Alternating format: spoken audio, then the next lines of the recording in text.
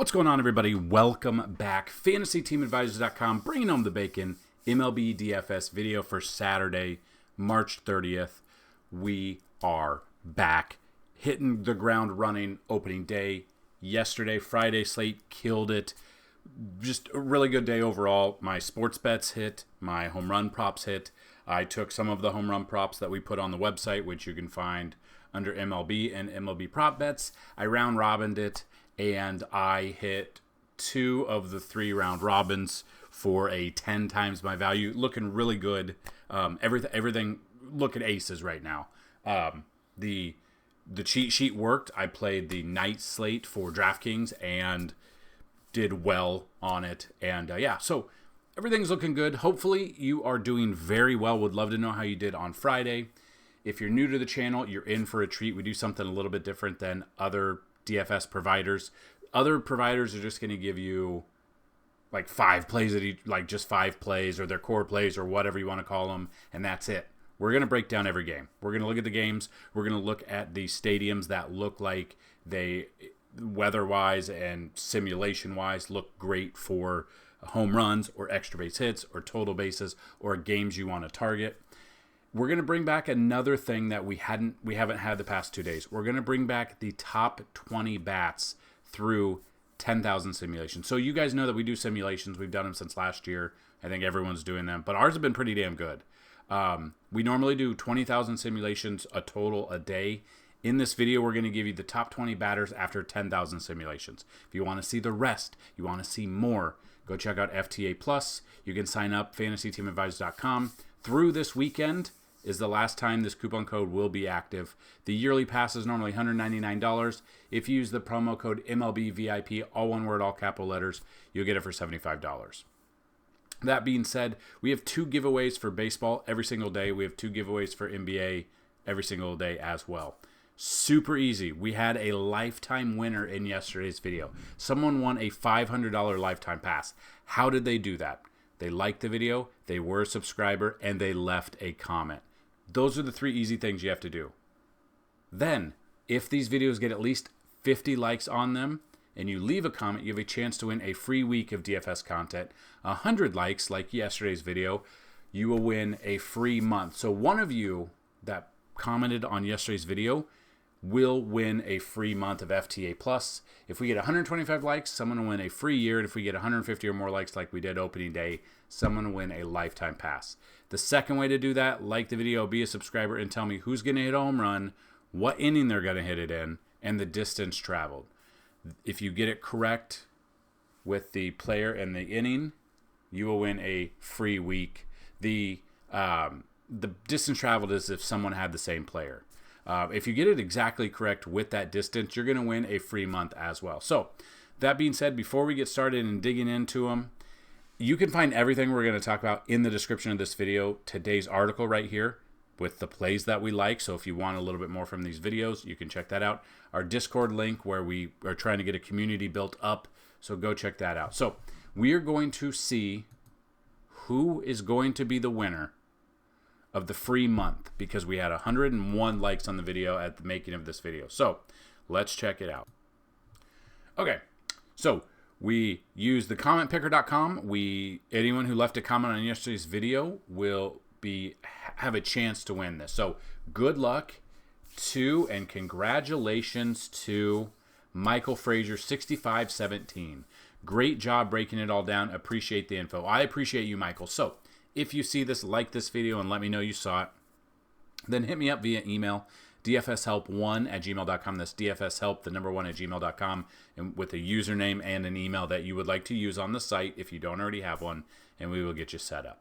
Michael can win every single day up until winning a lifetime pass. Then he can't win anything else. So congratulations. If you guys like this video, if you find it informative, you also have a chance to win. So we do have 15 games on the slate. We have some weather concerns in some of them. We have an early slate with, I believe, 7 games. No, 9 games. We've got 9 games early.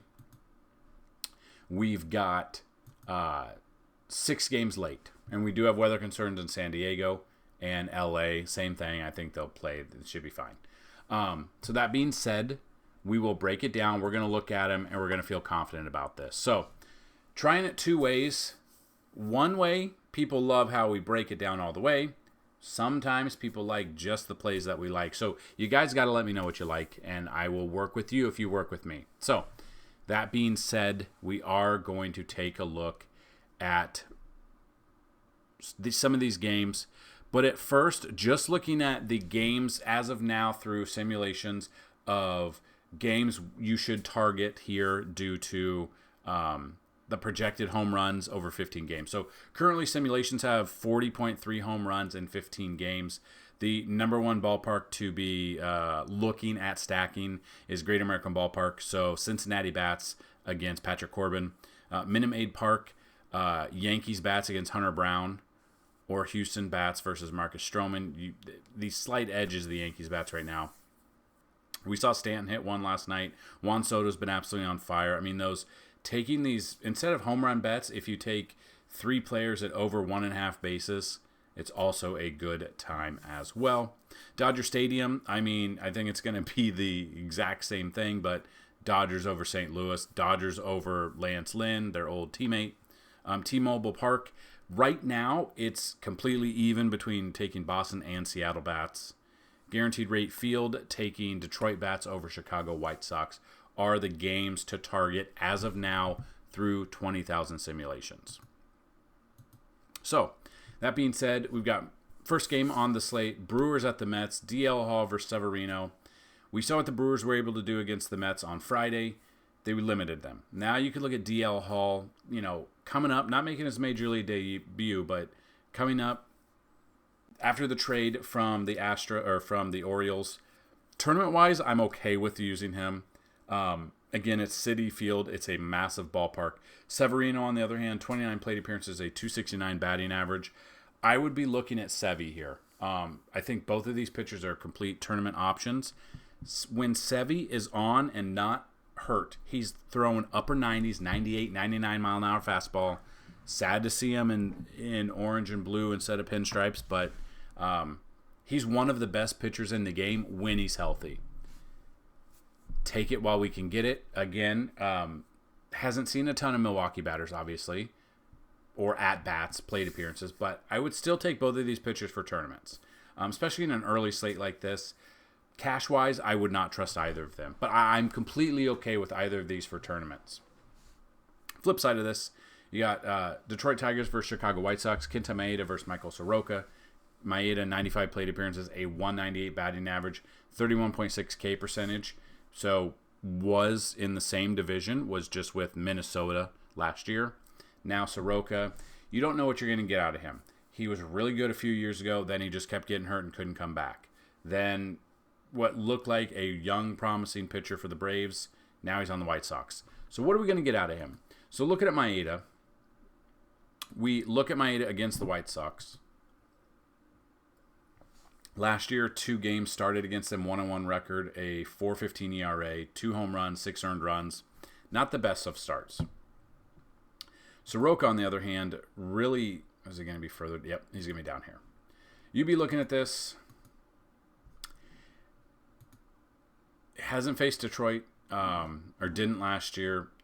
Last year only started 6 games, 5.75 ERA, and it's not looking good. Again, the numbers.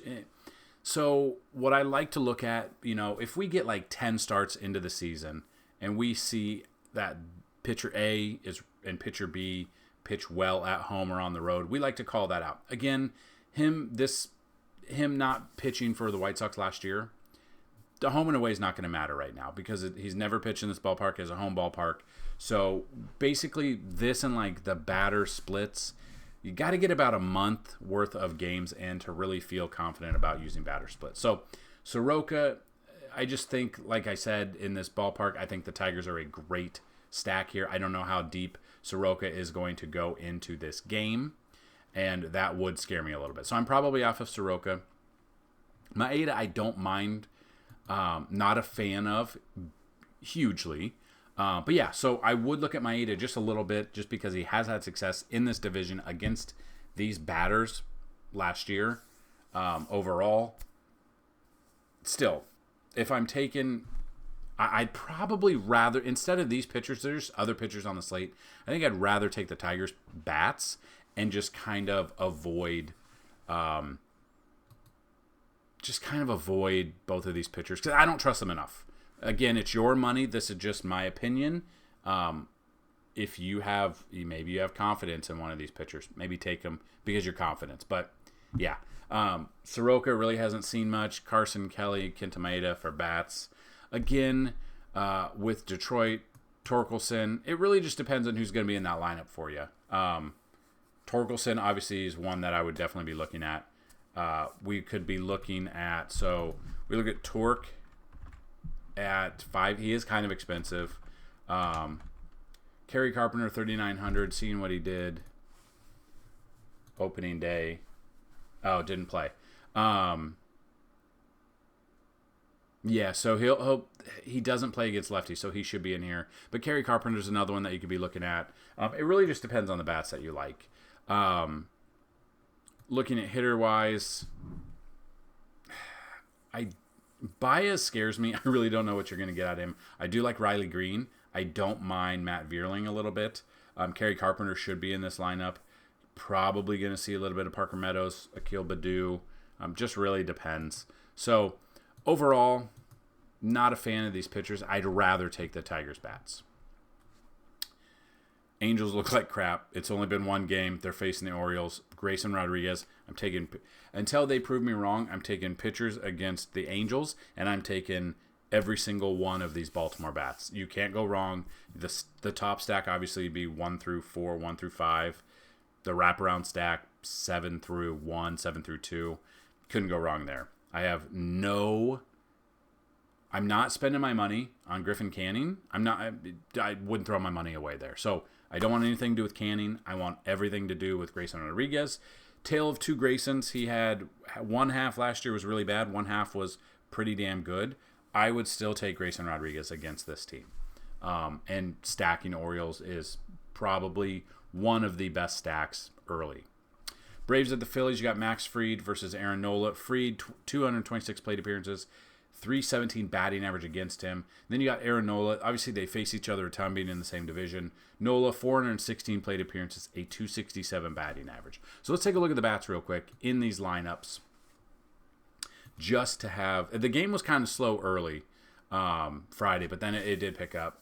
I mean, JT Realmuto batting 381 with 4 home runs, 2 doubles, a triple. Does have 11 strikeouts against Fried, but righty on lefty matchup. I would love to take me some JT.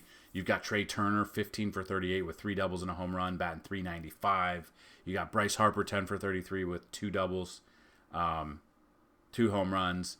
Alec Boehm, lefty on righty matchup here, 6 for 22 with 2 doubles.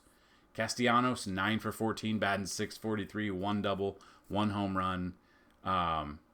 Is Castellanos hurt? Hold on. No, he's not. Did he... Oh, nope, he's not hurt. So, yeah, I mean, you can't really go wrong with a Philly stack here. I think those are one of the good stacks. You want to get a little bit lower owned percentage, like a Johan Rojas if he starts. Just depends on who's going to be in there. But Real Muto, Trey Turner, Schwarber, Bryce Harper, Boehm, Castellanos. Look at these righties. Harper's a lefty. Might go off of him because he hasn't had success. He does have 10 strikeouts and 30 plate appearances. So that's what I would look at. Then the flip side of that, you got Aaron Nola, one of my favorite pitchers. He's the pitcher and picture of my choice for the video and the article. But if you weren't to take him and you want to take some bats, Ozzie Albies, 16 for 62. Austin Riley, 22 for 57, batting 386 and 5 home runs. If Austin Riley would have gotten a hit, just a hit, a single, one more base, instead of walking in the top of the 9th, I would have won $150 yesterday. Not salty or anything. Acuna, 18 for 52 with 6 doubles, 4 home runs. Ozuna, 14 for 54 with a double and 4 home runs. Adam Duvall, 11 for 38, 2 doubles, 3 home runs. Darno, 6 for 39 with 2 home runs there. So, I mean, you've got a lot of things. Sean Murphy did leave hurt. He is on the IL, so it's probably going to be Travis Darno's team to catch, you see all these numbers, you see these home runs, but even like, I got to go with Aaron Nola early. It's going to be probably the most expensive pitcher. Yeah, he is the most expensive pitcher at 9,900. I'm still taking him. If you want to buck the trend and you want to go against that, I don't mind a Brave stack, but I think it has to at least include Austin Riley, probably Acuna, probably Matt Olson, Michael Harris would be where I'd be at there. Next game, Tanner Bibby versus JP Sears. You want to take a pitcher in this ballpark when they're pitching against the A's. Tanner Bibby, taking Tanner Bibby. Has never faced any players on this team before. Should be stretched out 5 innings, hopefully. That's what I would look at. I would look at the Guardians' bats a little bit. Jose Ramirez hit a home run for us yesterday. I would look at Tanner Bibby. I don't want anything to do with JP Sears. I will pick and choose some of the Guardians' bats, depending on the lineup that comes out of there. Jose Ramirez is obviously the number one. You could be looking at Andres Jimenez a little bit. The Naylor brothers, if they're in there. I don't mind those guys. But I don't want Oakland, and I don't want JP Sears at all. Washington versus the Reds. This is the top game to target per the simulations for home runs. I want exposure to Hunter Green from one of my pitchers. I want to take bats against Patrick Corbin. Patrick Corbin, he's so bad. It's unbelievable how much money he's just stealing from Washington. Last year, 5.20 ERA, 10-15 record, 188 innings pitched, gave up 33 home runs. 12 of the 33 were in his last 10 starts of the year, which is wild. Yeah, I want all the smoke of taking bats. Tyler Stevenson, 3 for 9 with a double. I'll take him. You could be looking at Jonathan India, Ellie De La Cruz. Love me some Ellie De La Cruz. 4 for 6 against him with a home run. Stuart Fairchild, 1 for 4 with a home run. CES, Christian Encarnacion Strand. You could be looking at him. Depending on what lineup comes out for Cincy, I'm taking Cincy in Great American Small Park with the way the weather is and with the way the bats just should be anyway, on fire. Currently, the wind, it's got the best rate for home runs, blowing out to left. Against a lefty, take righty bats, absolutely smashing some of the Cincinnati bats for home runs. I don't want anything to do with Washington bats. I do want Hunter Green as one of my pitchers, and I do want just to make Patrick Corbin bend down, bend over, kneel, bend the knee, whatever. I have no faith in Patrick Corbin whatsoever. Blue Jays versus Tampa Bay. Yusei Kikuchi versus Zach Littell. Now, Chris Bassett got hit. Brandon Lau hit a grand slam against him. Kikuchi, I don't know which one we're going to get. Had good games last year, then got rocked. Taking a left, right-handed bat. I mean, had a 3.88 ERA overall. Splits-wise, faced Tampa Bay 4 times last year, 2-1 record. 12 earned runs, 4 home runs, 25 Ks, a 5.40 ERA against them as a team as a whole. So just depending on the, certain players that you might like here.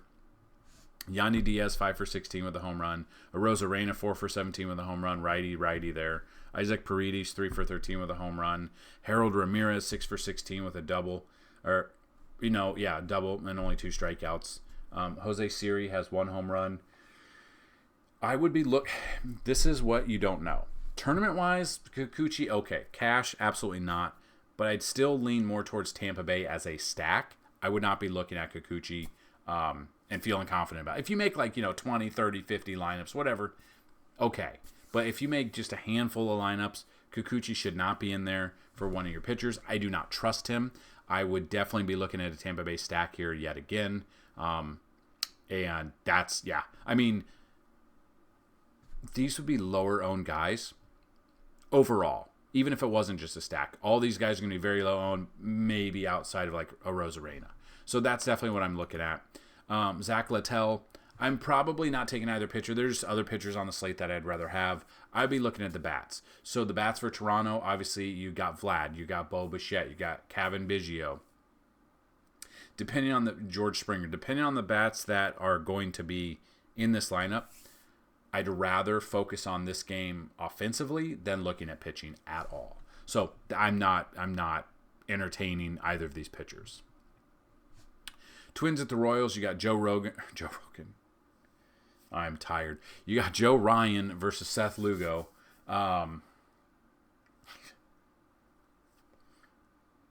Anyway, Joe Ryan, 79 plate appearances, 153 batting average. Being in the same division, they faced each other. This is a great pitcher's ballpark. Currently looking at the weather here, the wind is blowing in. It's got one of the worst. It has the worst chance for home runs as of right now. Wind blowing in bumps the pitcher, even on top of it being a pitcher's park anyway. So that's what I'm looking at. Joe Ryan, 9,300. If you don't want to pay it for Nola, you go Joe Ryan. I think these two, Bibby and Ryan, you be pretty good. Or Ryan and Hunter Green, stuff like that. Splits-wise, faced Kansas City twice last year, 1-0 record, 12 innings pitched, 3 earned runs, 2 home runs, a 2.25 ERA, and 15 strikeouts. So Joe Ryan is probably my...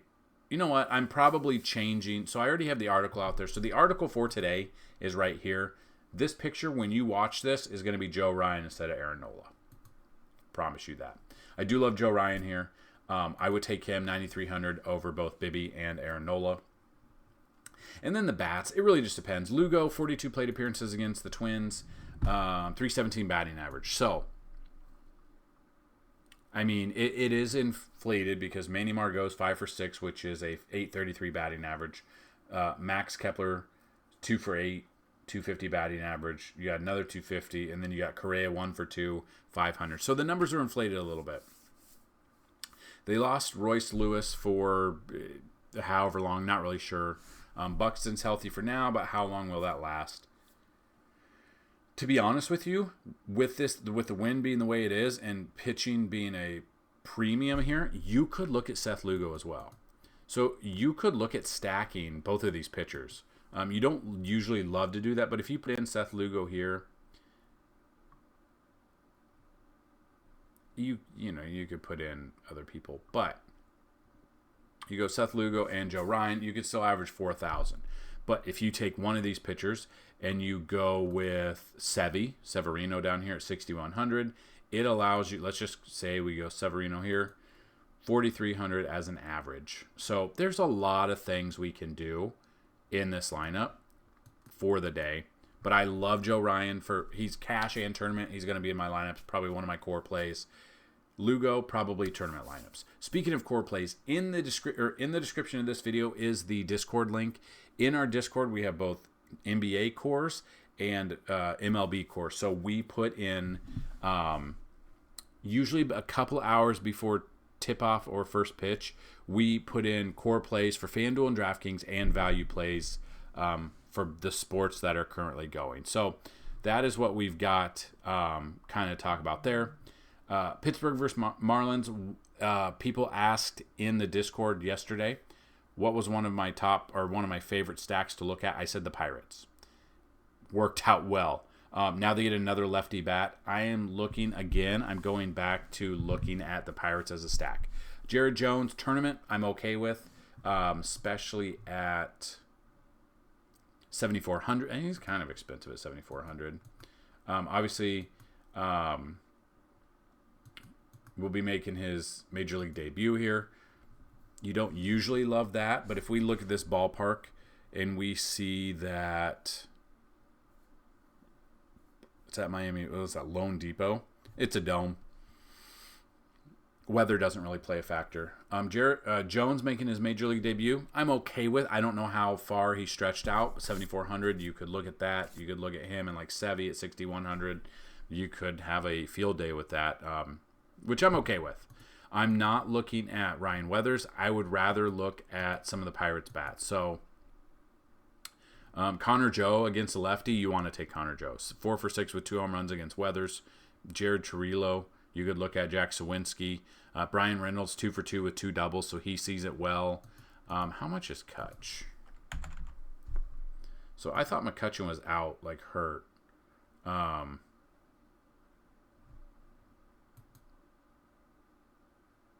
Yeah, I mean, you can just see McCutchen in 4 games against them last year.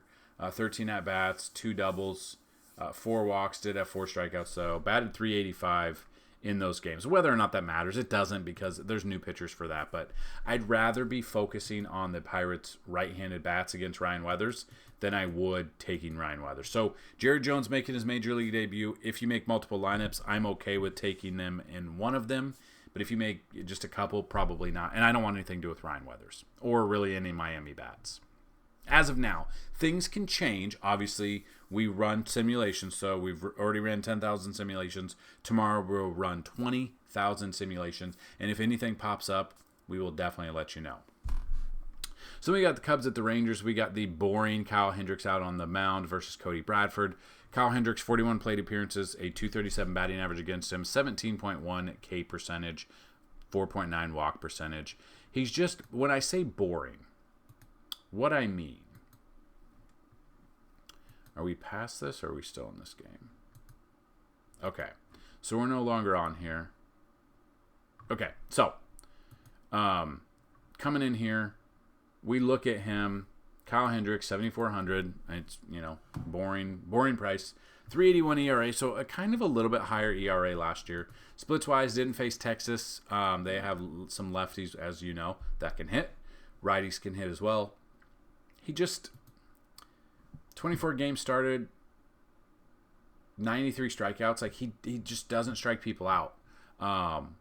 Gets the ground ball, but it just doesn't strike people out. Doesn't pay his price. I mean, on average last year, he averaged 12.5 fantasy points per game. And what I've told people and what people have asked me, what is the target? So with basketball, basically the bare minimum target is 20 or 7 times value. For baseball, you're looking at for pitchers about 2.5 times value, which he doesn't even hit 2 times value. For batters, it's like 3.5 times value. So Kyle Hendricks is just priced up too high. Honestly, if the only way I think I feel comfortable, unless he has an amazing matchup, taking Hendricks would be if he's 5,000, and he's not. So I'm completely off Kyle Hendricks. Then we can look at Cody Bradford. Bradford down here, 5,700 is cheap.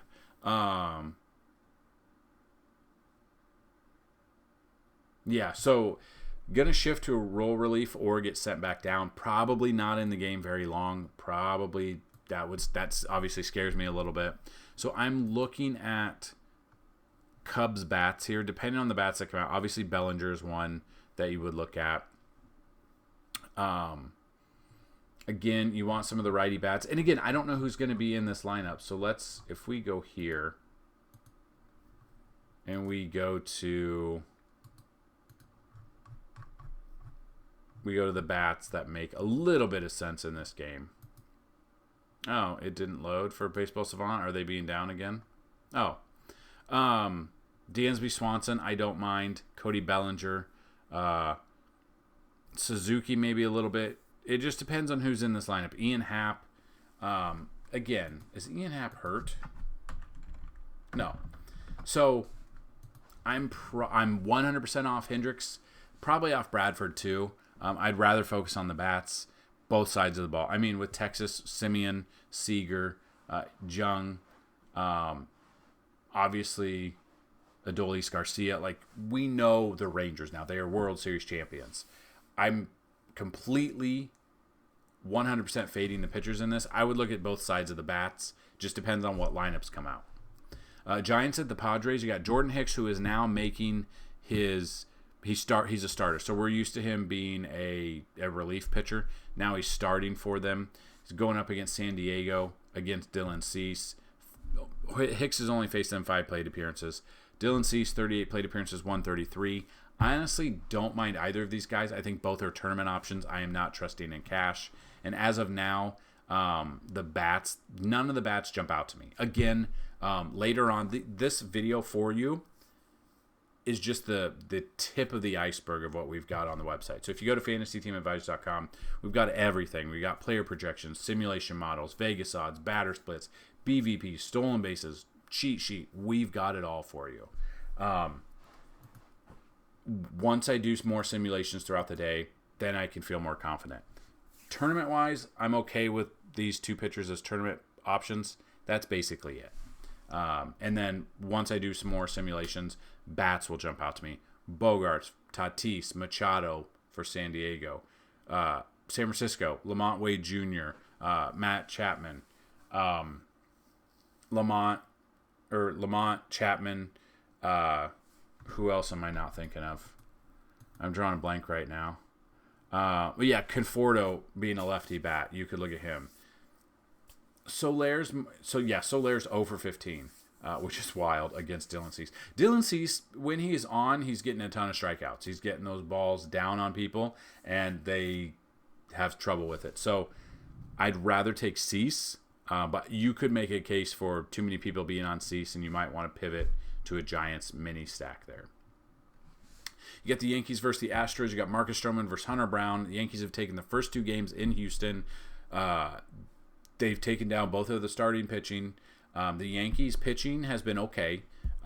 Nestor obviously gave up 4 runs very early in the game. I think 3 in the first on opening day. Settled down. The Yankees came back to win that game. Astros took a 1-0 lead against Rodon on Friday night. He struggled a little bit, but he kept him to 1 run. Then the floodgates opened. Astros committed back-to-back errors and then a base hit, and they ended up losing 7-1, I believe. Stroman has had success against him in the past. 61 plate appearances, 18 K percentage, 203 batting average. When he is on, he's a fantastic pitcher. The way this has been going, so Glaber's probably out. Glaber took a pitch to the thumb and had to pull himself out of the game in the next half inning. So we're probably going to see John Birdie in this one. But again, I would look at the Yankees bats, the way they're gelling together, the way they've looked the first 2 games, they're on. Stroman, I don't mind him. He is a stud when he is pitching well. And the Astros just haven't looked that good overall in these first 2 games. Now, this could obviously change. They're playing at home, but I really like Stroman. I don't trust Hunter Brown. 27 plate appearances, 273. There's really no wrong bat you can take in this one. Soto at the top, getting on base, whether or not it's a double walk, whatever. Manufacturing runs is what they were doing. Love him there. Judge just looking a little off right now. I don't know if I want to pay up enough for Judge. He just doesn't look like he's got it right now. So you might save your money from Judge and go other places. Stanton had a home run last night. Rizzo against a righty. I love Rizzo. Oswaldo Cabrera, I don't know if he's going to start. He probably does now. With Glaber being hurt, I think Birdie will shift over to second. Oswaldo will stay at third. He absolutely is on fire. Let's see what he is right now. Oswaldo Cabrera is 2,800. 2,800. Just dominating, has a ton of RBIs. Not a ton, but he has been on fire, getting those fantasy points. At that price, we're allowed to do a lot. I love him in a Yankee stack. I love him outside, not a Yankee stack either. So Stroman for pitching, Yankees bats, Hunter Brown, I don't want anything to do with him. If you want to go, obviously, against the grain and take Astros bats, Bregman, Yordan, Kyle Tucker, probably Altuve. I mean, these are okay, but I do love me some Marcus Stroman today. Rockies at the Diamondbacks, 2 lefties, Austin Gomber versus Tommy Henry.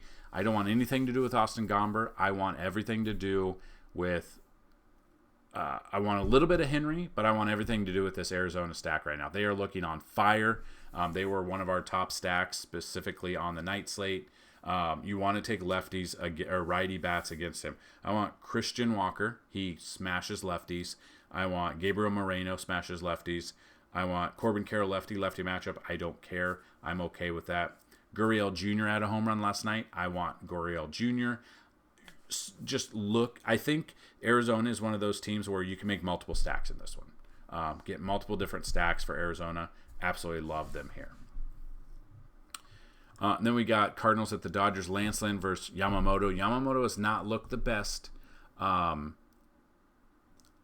He hasn't looked the best. Spring training was rough. The game of Korea was rough, but St. Louis is a very bad team. St. Louis is the type of team that will make Yamamoto look like an MVP. So I will take him as well, but he is expensive. He is 9,700, so we're going to have to find some value here. You go 9,700 there, and then Jordan Hicks at 5,000. It just is Jordan Hicks spread out. Let's see.